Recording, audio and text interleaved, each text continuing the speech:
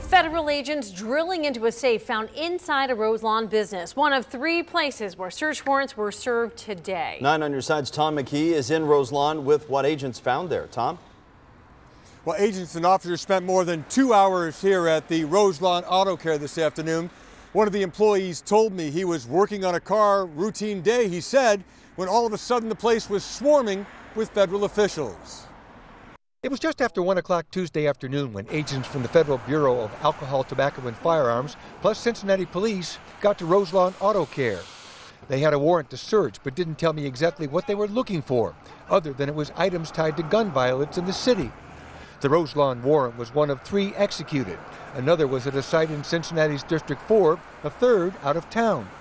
I'm told this is a continuation of a targeted enforcement operation that began in January and is still in progress.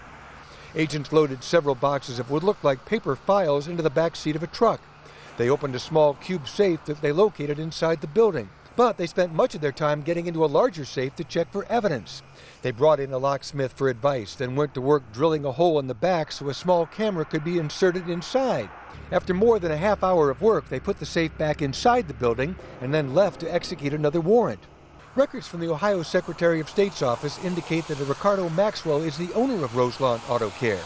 A Ricardo Maxwell Sr. was one of the 4 people arrested on state charges, but it's not clear if they're the same person.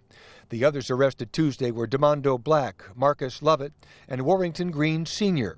A number of people showed up and went inside Roselawn Auto Care after police left, but when I approached the building, a man locked the door and then turned away from me.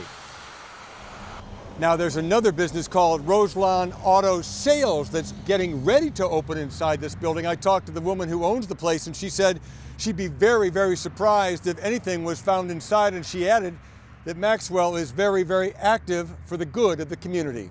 Tom McKee, 9 on your side, live in Roselawn.